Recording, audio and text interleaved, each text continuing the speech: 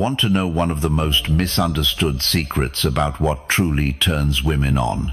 It's not the abs, it's not the car, it's not even the smooth talk. It's boundaries. Yes, strong, grounded, unapologetic boundaries. And here's the truth most guys never learn. Boundaries don't turn women off. They turn them on. But I'm not talking about fake alpha posturing or manipulative games. I'm talking about real masculine boundaries. The kind that come from deep self-respect, unshakable purpose, and a man who knows exactly who he is. In today's video, I'm breaking down 6 specific boundaries that trigger subconscious attraction in women, not through force, but through presence. These aren't power plays. They're clarity moves. And when you hold them, something shifts inside her. She feels it. She respects it. She responds to it. Back around, especially for boundary number 6. Because that one, it doesn't just protect your power. It redefines how she sees you. And more surprisingly, how she sees herself when she's with you. So let's dive in. Boundary 1. The unavailable advantage. Your time is yours. That's the first and most powerful boundary you can ever set. Now, at first, this one feels dangerous. You don't reply to her text right away. You don't drop everything when she calls. You don't rearrange your entire schedule just to be available for her on a whim. Your mind screams, wait, won't she lose interest? Won't she think I don't care? Won't she move on to someone who's more responsive? Actually, the opposite happens. When you're not always available, you send a message. Not with words, but with energy. My time has value. My life is already full. You're stepping into something that already has motion, meaning, and direction. That subtle tension, that slight uncertainty she feels about where she fits into your world, that mystery, it's magnetic.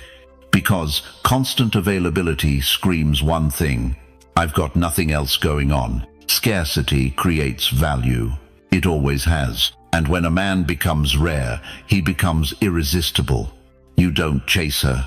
You draw her in, simply by holding space for your own life. Now tell me, have you ever been too available and watched her slowly lose interest? Drop the word guilty in the comments if that's ever happened to you. Because this one change alone can shift your entire dating dynamic. Boundary 2. The no apology rule. Say no without guilt. This one boundary can change everything. Here's the psychological twist that most men miss. How you say no matters more than how often you say yes. Picture this. She invites you to something that doesn't align with your schedule or energy. You want to say no, but your gut says, don't upset her. So you end up saying, I'm so sorry.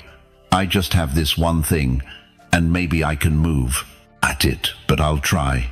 I promise. You over-explain. You backpedal. You soften your truth until it barely sounds like a boundary anymore. And she feels it.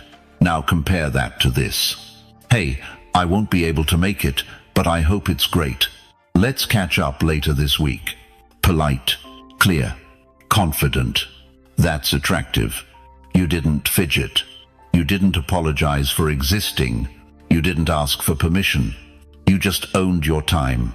A man who can say no without guilt doesn't just protect his schedule. He communicates that he trusts himself. And in a world full of men trying to please everyone, that kind of self-trust, it's magnetic. Boundary 3. The respect reflects. Respect isn't something you demand. It's something you reflect. That's the Stoic truth. A lot of men learn the hard way after being ignored, dismissed, or even disrespected by women they were trying to impress. But here's the real shift. When you respect yourself in action, not in words, you become someone she can't play with. Let's break it down. When a high-value woman meets a man, she's not just checking boxes, she's feeling for something.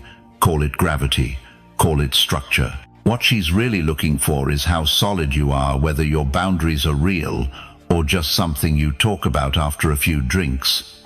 And this is where most guys lose themselves.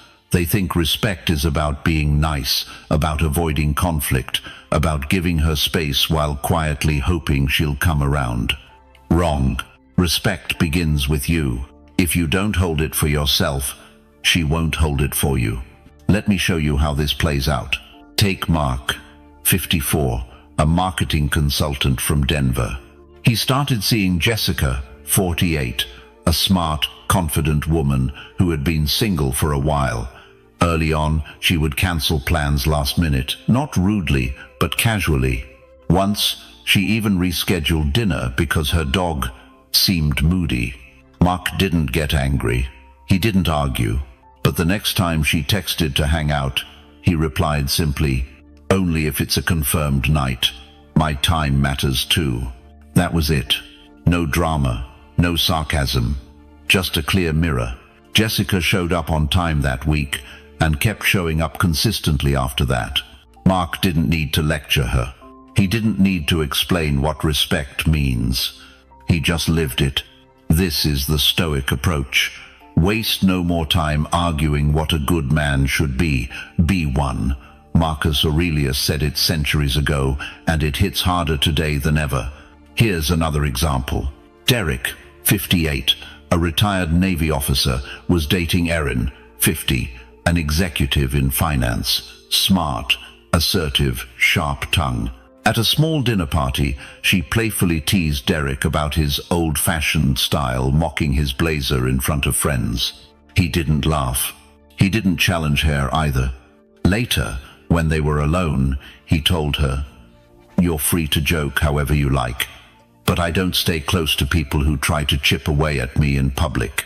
No yelling, no guilt trip, just a quiet standard." Erin didn't defend herself. She apologized and never crossed that line again. That's what this boundary is about. It's not about dominance. It's not about making her feel small. It's about reflecting back the level of energy you're given with clarity, calm, and non-negotiable self-respect. You see, women remember the men who stood firm. They may laugh in the moment, but deep down, they clock every time you don't flinch and every time you do. If you react emotionally pleading, over-explaining, trying to fix the moment, you lose the frame. If you stay composed and speak from principle, you gain her respect. And more importantly, you keep yours. Stoicism isn't about being cold. It's about not being shaken. And here's the thing. When you reflect disrespect back through action, not attitude, you train the world how to treat you. And women, especially high-value women, they respect that far more than empty words or polished charm, because what they're really watching for is whether you respect yourself enough to walk away from anything that doesn't match your energy. Let that sink in. If you've ever had to hold your tongue just to keep the peace, this is your moment to flip the script. Comment below. I hold frame. Stay with me. What's coming next might shift how you hold power without even saying a word. Boundary 4. The calm test. Women test. Not to be cruel, not to play games, but to see what kind of man they're dealing with. And it's not always in your face. It might come wrapped in sarcasm, disguised as a joke, or hidden in silence. But make no mistake, she's watching your reaction. Because the moment you lose your calm, you lose control. And once that happens, the attraction starts slipping. Here's the uncomfortable truth. Women feel safest and most attracted when they sense that your emotions don't override your presence. Let me show you how this looks in real life. Nathan, 49, a construction project manager from Houston, had just started dating Lisa, 47, a successful realtor. She was charming, but she had a strong edge and loved to push buttons. During their fourth date, Lisa casually mentioned over dinner, "Most guys I date get jealous when they hear I still talk to my ex." Now, Nathan could have done what most men do, get defensive, ask a bunch of questions, show he's different. Instead, he just sipped his wine, looked her in the eye, and said, "Sounds like they didn't know how to hold their space." Then he smiled and changed the subject. That moment shifted everything. Why? Because Nathan passed the calm test. He didn't flinch. He didn't chase clarity. He stayed grounded in himself. That told Lisa more than any compliment or story ever could. Stoic philosophy teaches this. We are not disturbed by events, but by our judgments about them. Epictetus said that centuries ago, and it still holds. In relationships, your greatest asset is not your knowledge, your stories, or your success. It's your ability to stay calm under emotional pressure. Let's go deeper. Paul, 56, a retired firefighter, had been seeing Clara, 52, for a few months. One evening, out of nowhere, she said, "Sometimes I feel like you're too emotionally reserved. I don't know if that's good or bad. That's a classic test. It challenges your identity, but it's not a real attack." It's her way of checking, are you reactive or are you rooted? Paul took a breath. He smiled slightly and said, "I'd rather be quiet than say something I don't mean, but if you're asking whether I feel something, I do." He didn't over-explain. He didn't get thrown off. He stood his ground with warmth. That's the magic of the calm test. You don't need to win it. You just need to not lose yourself in it. Because here's what's really happening. When she pokes, when she provokes, when she throws emotional curveballs, she's not hoping you break. She's hoping you don't. She's subconsciously scanning for stability. And if you pass that test by staying composed, breathing instead of reacting, holding frame instead of folding, you rise in her eyes without saying a word. Now, some guys confuse this with being cold or unfeeling. That's not it. Being calm isn't about not caring. It's about not collapsing. It's about mastering yourself so well that no outside force can shake what you've already decided inside. When you're that man, she feels it, and she trusts it, because while attraction pulls her in, it's your emotional gravity, your steadiness under pressure that makes her stay. If you've ever been thrown off by a woman's words or moods, this is your wake-up call to stop reacting and start holding presence. Comment below. I stay calm. And stay with me. The next shift isn't loud, but it speaks volumes without saying a thing. Boundary 5. The authority silence. Sometimes the most powerful thing a man can say is absolutely nothing. It's not about the cold shoulder. It's not manipulation. It's about using silence as a statement, not a reaction. This is what we call the authority silence. It's the moment you stop engaging with behavior that doesn't deserve a response. You don't argue. You don't explain. You don't defend. You let silence speak for your standard. Because here's what most men don't realize: when you respond to everything, you lower your energy. You become reactive. And in her eyes, that tells her you're not in control of yourself. Let's bring this into the real world. Gerald, 52, a real estate investor from Phoenix, had been dating Amanda, 49, for a few months. Things were going well, but Amanda had a habit she loved: pushing buttons in public. She'd say things like, "Don't be so serious all the time," or, "Wow, Gerald's in one of his wise man moods again," whenever he shared a grounded opinion. At first, Gerald would laugh it off. Sometimes he'd play along, but deep down, it chipped away at something. One night, over dinner with friends, Amanda made another little jab, expecting the usual smirk. But this time, Gerald didn't respond. No smirk, no eye roll. He just looked at her calm, unreadable, and stayed silent. Then he turned to the others and shifted the conversation, as if her comment was dust in the air. That one moment changed the dynamic. After the dinner, Amanda pulled him aside. "Are you upset?" Gerald replied, "Number, just not everything deserves my energy. No anger, no emotional lecture, just authority." That's what silence can do. In Stoicism, there's a concept called ataraxia, inner tranquility. It means your peace doesn't come from controlling others. It comes from mastering what you give your attention to. When you embody that, your silence becomes magnetic. It tells the world, and her, exactly who you are, without saying a word. Let's look at another situation. Brent, 59, a financial advisor, was dating Renee, 51, a creative director. She was vibrant, passionate, but also impulsive. During a disagreement about weekend plans, she raised her voice, not aggressively, but emotionally. She threw out phrases like, "You never want to do what I want," and "You're so distant sometimes." Most men would jump in, try to explain, defend, but Brent didn't flinch. He waited, calm, and when the room settled, he simply said, "I don't talk when emotions are running the room. Let's revisit this when we're both steady." He got up, took a walk, left it there. Renee texted 20 minutes later, "I respect that. I lost my grip for a minute." That's the authority silence in action. And here's why it matters so much. It forces both people to slow down. It resets the energy. It protects your masculine frame. It teaches her that your attention is a privilege, not a given. Now let's be clear. Silence is not about punishing her. It's not a weapon. It's a boundary, a calm one. One that says, "I won't argue to prove my value. I won't entertain chaos. I know who I am, and that's enough." When you hold this kind of space, high-value women feel it. They don't always like it in the moment, but they respect it deeply. Because in a world of men who panic, plead, or overshare, you become rare.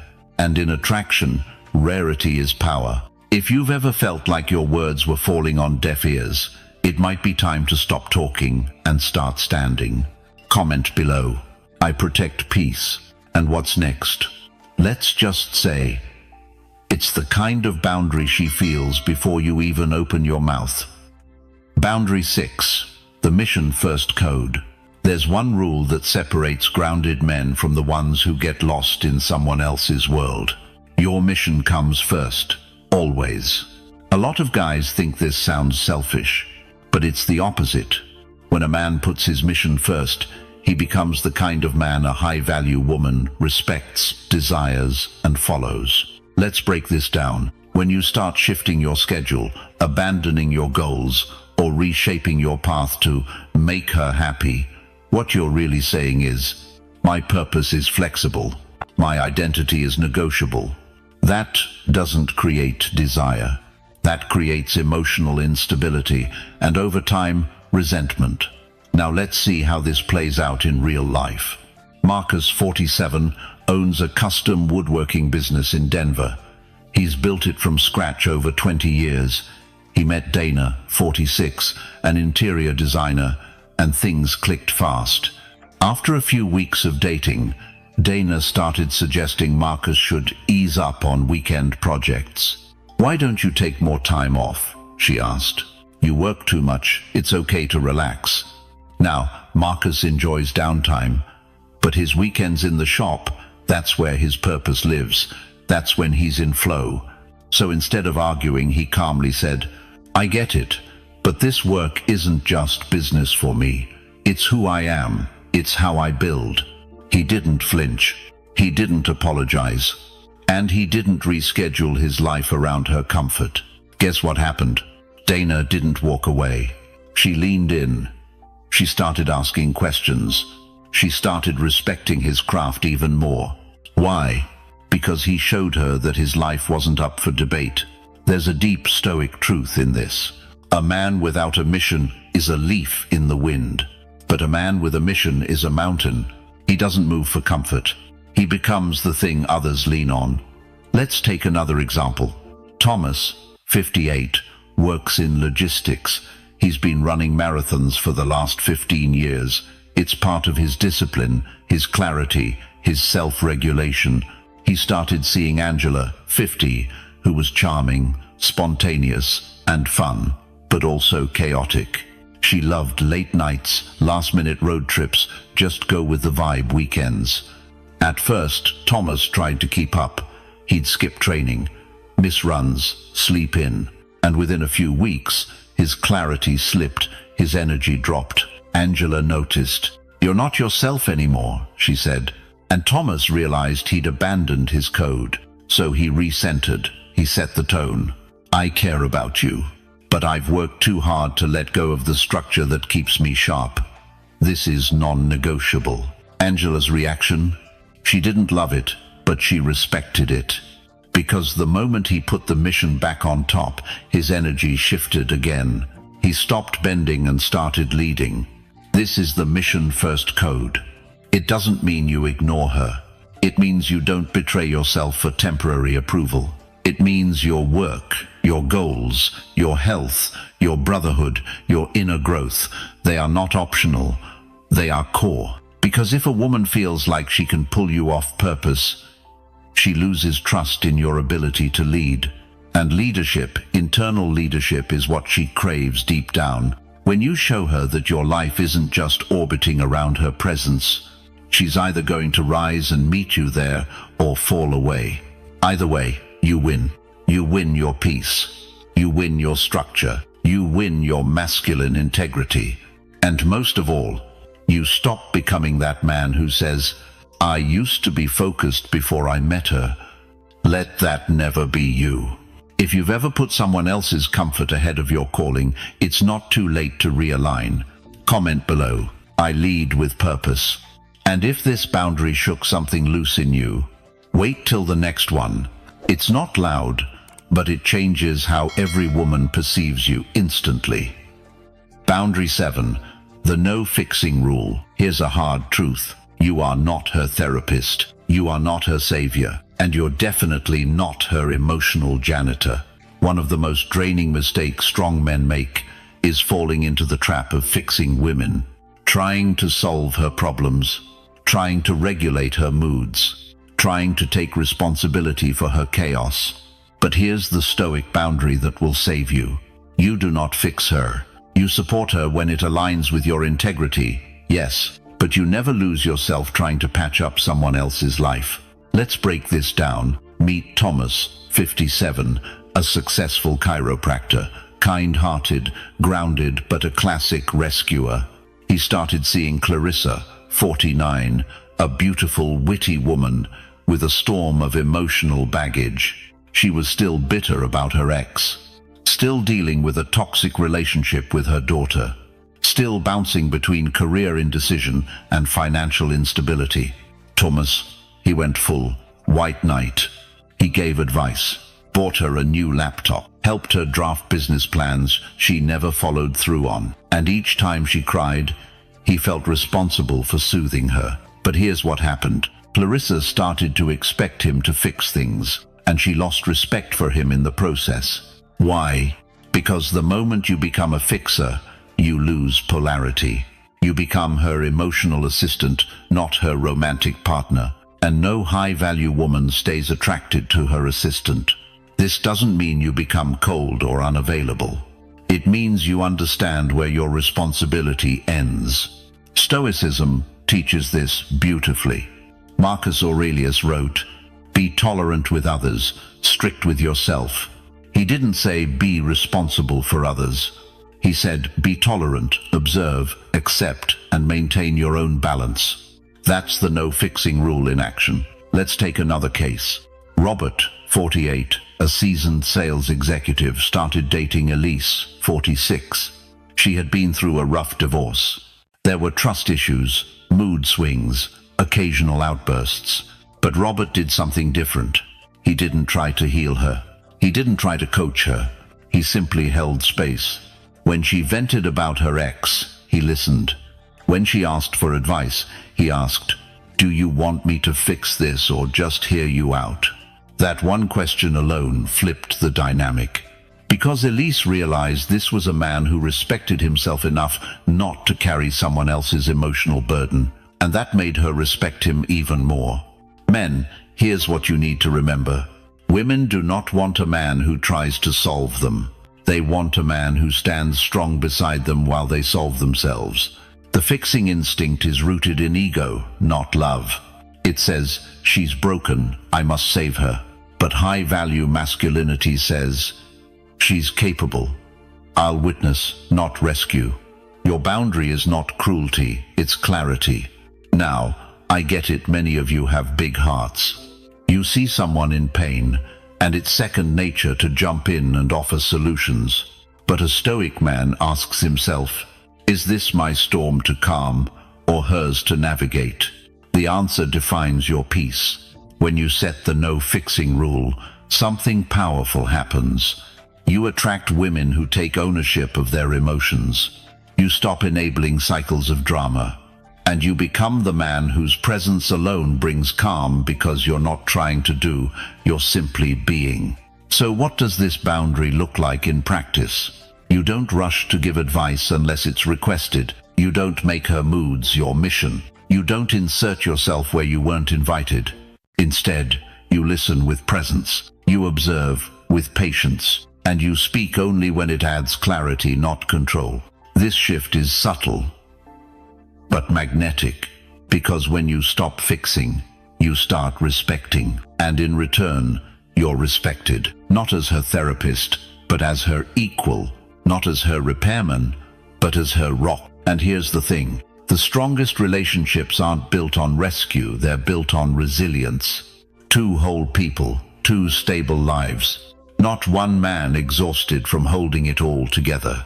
So ask yourself, are you trying to win her by solving her? Or are you standing tall, offering strength without sacrifice? Comment below with, I hold steady. And if you've ever felt like the emotional crutch in someone else's drama, you'll want to see where we go next. Because the next principle will help you command attention without saying a single word. Boundary 8, the mystery principle. Let's be honest, most men overshare. They think if they tell her everything up front, it'll build trust. But what it actually builds is predictability. And predictability kills attraction. What you need instead is mystery, not manipulation, not withholding on purpose, but a steady, deliberate control of your story. That's the mystery principle. It's the boundary that makes a woman lean in because she can't quite figure you out. And in a world where men are either too loud or too desperate, that silence, that restraint, it becomes power. Let me show you what this looks like. Paul, 52, runs his own design firm. Divorced for 5 years, he recently started dating again. On his first few dates, he made the classic mistake talking too much. He talked about his past marriage, his health scare 3 years ago, his daughter's college fund, all before the drinks even arrived.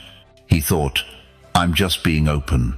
Oh, but what she heard was, here's my life, all at once, hope you like it. Then he met Maria, 47, an architect, strong, curious, intuitive. This time, he held back, not out of fear but out of discipline. When she asked about his past, he said with a small smile, that's a long story, maybe I'll tell you someday.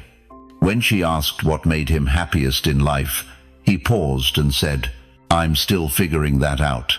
He wasn't avoiding connection, he was inviting curiosity. Mystery is not about being a riddle, it's about pacing your truth. When you do that, you trigger her imagination. And imagination is the engine of desire. Why does this work so well? Because humans don't crave what's handed to them. We crave what's just out of reach. We crave the climb. The Stoics understood this. Epictetus said, practice silence, for in silence the soul finds discipline. Mystery isn't a performance, it's presence. It's the choice not to explain everything, to allow a woman the space to observe, interpret, and explore you over time. And it separates the high-value man from the crowd. You ever notice how the most attractive people in the room aren't necessarily the loudest? They don't need to tell stories. Their energy speaks. Their restraint invites interest. Mystery isn't cold, it's confident. Let me give you another example. Derek, 49, former Navy officer turned leadership consultant, was dating a younger woman, Natalie, 42, an assertive marketing VP. She was used to getting answers, direct, fast. But Derek didn't play that game. She once asked him what his longest relationship was. He smiled and replied, Let's not rush the autobiography just yet. She laughed, but her interest doubled, because that answer revealed just enough to be real, but not enough to be known. And men, here's the truth: once she knows you too fast, she boxes you in. She labels you, predicts you, and the game's over. But when you hold back, not out of fear, but purpose, she senses it. She knows you have depth. She just doesn't know how deep. And that's what makes her come back for more. So how do you apply the mystery principle? You don't answer every question. You don't fill every silence. You don't post your entire life on a first date. You keep some things private, some things sacred. Not to be secretive, but to be selective. Because not everyone deserves the full access pass. And here's the truth: mystery is magnetic when it's real, not when it's fake confidence or games, but when it comes from inner peace. When it comes from knowing that you are enough, even without full disclosure.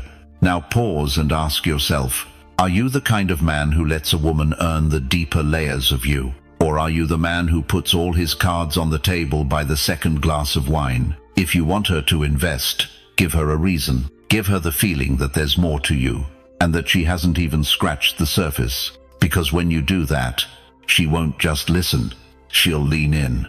That's the power of mystery. That's the kind of boundary that doesn't push her away. It pulls her closer because she wants to know the man behind the silence. Comment below with, "I protect mystery." And if you're wondering how this plays out in the moments where words fall short, you'll want to stick around for what comes next. It's not what you say, it's how you carry the space between saying anything at all. Boundary 9. The touch control signal. Let's talk about something subtle, but incredibly powerful. Something that separates the grounded man from the needy one. Touch. Not full-blown intimacy, not flirtation for show. I'm talking about the micro moments. A graze on the arm, a hand resting briefly on the shoulder, the proximity of your body when you lean in or don't. Touch reveals everything. High-value women pick up on this faster than you think, because for them, it's not just physical, it's energetic. Touch can either project calm confidence or silent desperation. And unfortunately, most men, especially those who've been out of the game for a while, have lost touch with, well, touch. Let's walk through this. There's a man I know, Thomas, 51, divorced for 4 years, works in finance, keeps in shape, thoughtful guy. He started seeing Danielle, 48, a high-level corporate trainer. Their first 2 dates were smooth, good chemistry, respectful space. But on the 3rd date, when she laughed and tapped his knee during a story, he panicked. He thought, this is my moment. So he leaned in too close, touched her hair gently, and tried to keep contact going. She smiled politely but withdrew, not just physically, but emotionally. The rest of the evening, she was distant, and she never followed up again. Thomas didn't cross any obvious lines. He wasn't aggressive or crude. He just failed the touch control signal. Why? Because he acted from eagerness, not equilibrium. Women don't just feel your touch, they feel why you're touching them. Let me flip it. Greg, 56, a semi-retired architect, had dinner with Melissa, 47, a former dancer turned yoga instructor. They clicked intellectually and emotionally. Halfway through the night, she playfully rested her hand on his forearm. Greg didn't rush. He didn't lean in or escalate. He simply looked at her calmly, smiled, not a smirk, not a grin, but a knowing smile, and continued the conversation. Later, when they stood to leave and she offered a hug, he pulled her in slowly, hand firm on her back, not suggestive, but grounded. And she lingered.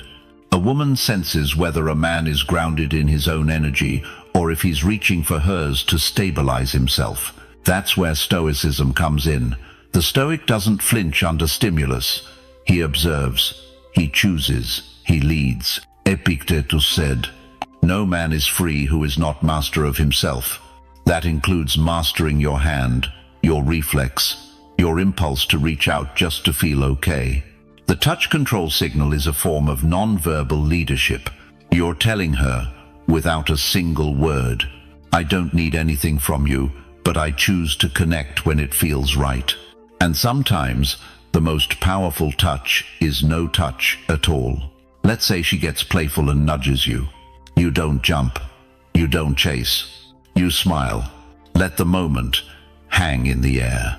Then either return the energy later, on your terms, or let it dissolve.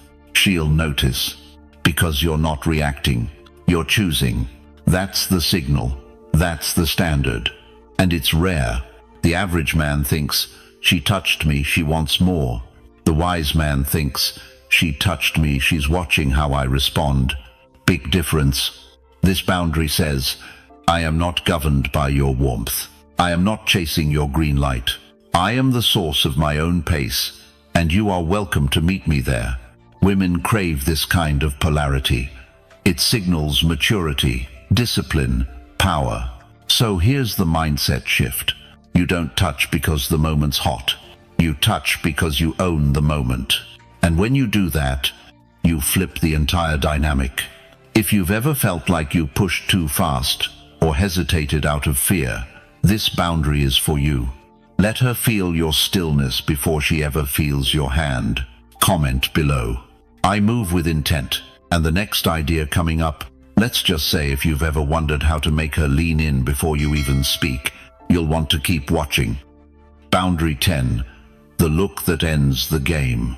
Some boundaries are spoken, some are felt, but the most powerful ones are seen. Not in words, not in gestures, but in the look. The look that stops her breath. The look that ends the guessing game. The look that says, I know who I am. Do you? This is the silent line a high-value man draws without lifting a finger. It's not about intensity. It's about presence. That dead calm behind your eyes when everything around you is noise but inside, you're steel. Women notice it, because in a world full of men who react, a man who observes becomes unforgettable. Let's talk about how this works. You walk into a room not searching, not needing, not scanning. You're not avoiding eye contact, but you're not chasing it either. And when your eyes do meet hers, you don't flinch. You don't grin. You don't overplay the moment. You pose, just enough to register that you saw her. And then, you return to your world. That is the look. Michael, 54, executive in logistics, had been on dates for months with no traction. He kept asking friends, what's wrong with my vibe? The answer came from a woman he casually met at a gallery, Sophie, 49, ex-lawyer turned writer. She told him, weeks later, you didn't try to impress me. You looked at me like I was just another part of the landscape, and that made me want to stand out. His look said, I'm already full. And that, paradoxically, made her want to pour into him. Let's break this down in Stoic terms. Marcus Aurelius wrote, the soul becomes dyed with the color of its thoughts. When your mind is grounded, your face reveals it. When your thoughts are calm, your gaze carries power. The Stoic gaze is not cold, it's clear. Not angry, but unshakable. It's a boundary because it says, without saying, I don't explain myself. I don't perform. I don't chase validation. It's a screen. It filters out women who play games and draws in those ready for real. Let's say you're on a date. She tests you. Maybe she challenges your opinion. Maybe she flirts with the waiter to trigger you. Maybe she delays responding to a compliment. Most men either get defensive or try harder. You pose. You give her the look. Not harsh, not arrogant, just still. You say through your presence, I see you. I'm not fazed. I'm still here. That moment is a reset. It shifts the energy. It ends the need for words. The game collapses. Why?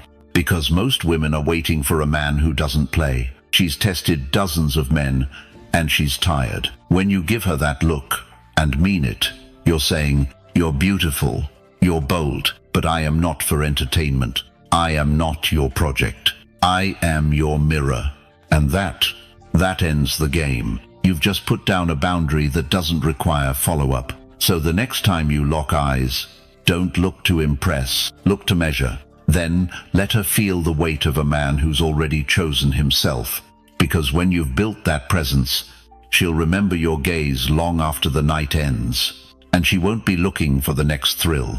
She'll be wondering if she passed your test. No need to say more. Just hold the line and let the look speak for you.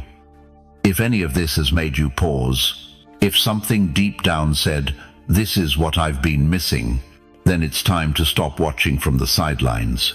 You're not here just to collect ideas. You're here to live them, to draw the line, to hold your power, and to attract the kind of woman who respects that power, not drains it. So if this video spoke to you, don't just walk away. Hit that subscribe button. This isn't a one-time talk, it's a movement. Thank you for spending your time with me today. I appreciate you more than you know. Now, go live it, and I'll see you tomorrow.